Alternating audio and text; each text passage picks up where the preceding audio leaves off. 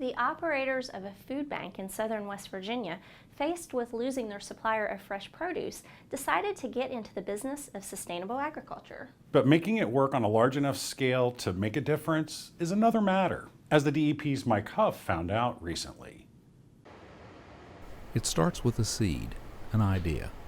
The answer to the question, what do we do now? Here in McDowell County, times are hard. So when the county's largest grocery store closed its doors back in January, the local food desert became a little drier. Last year, 2015, we recouped 90,000 pounds of fresh produce, fruits, vegetables, any perishable product that Walmart had. We were allowed to go to the local Walmart 3 days a week, and we brought that here, and that was given out with our regular monthly and sometimes weekly distributions. If they had a large amount, we would open up and give out that food. Linda McKinney runs the 5 Loaves and 2 Fishes food bank in Kimball. About 4 years ago, the food bank began a small community garden project with the help of the Extension Service at West Virginia State University. Just the basics: tomatoes, cucumbers, beans, and squash. A few fresh vegetables to help supplement the food donations. In time, the garden grew, literally, in size and scope. Now, a high-tech system of hydroponic tower gardens produce 3 times the yield in a fraction of the space, and a new high-tunnel greenhouse under construction will extend the growing season by months.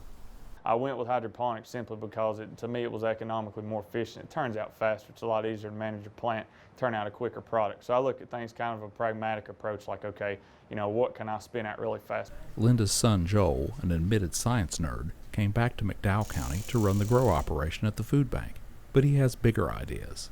My function at the food bank now is to start to set this place up as an aggregation where farmers can come in, whether they do eggs or beef, or it doesn't matter. If they quilt, whatever you want to call it, they have a place to bring their stuff, and they can start to create their own businesses and bring money back into their families. But replacing that 90,000 pounds of donated produce is beyond the capacity of the gardens at 5 Loaves and 2 Fishes. So Joel and Linda began thinking more and more about self-sufficiency. I really feel that we need to go back to the day of when I was growing up, that we did grow all summer long. You grew your own food, and then you canned it, and then in the wintertime you partook of that, what you had canned over the fall or of the summertime. Basically, it's education.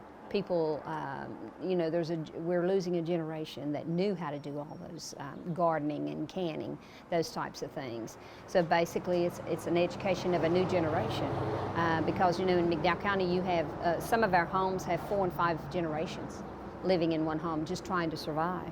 And a lot of those homes have no income except for what mom, dad, grandma, grandpa receives, usually on their retirement pay.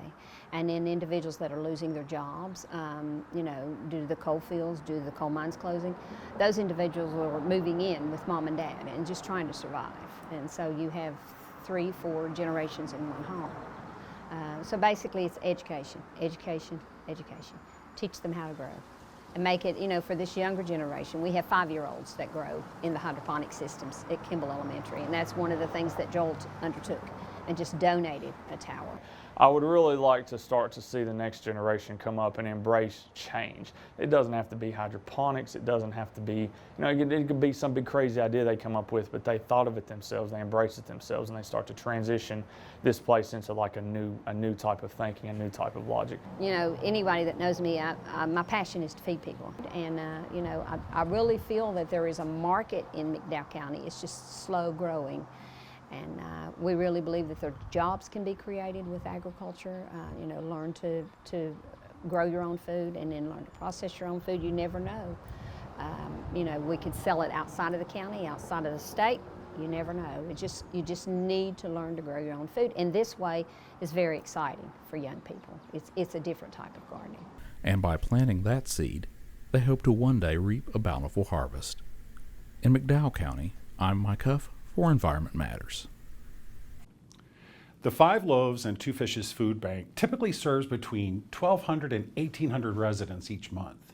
You can find out more by visiting their Facebook page.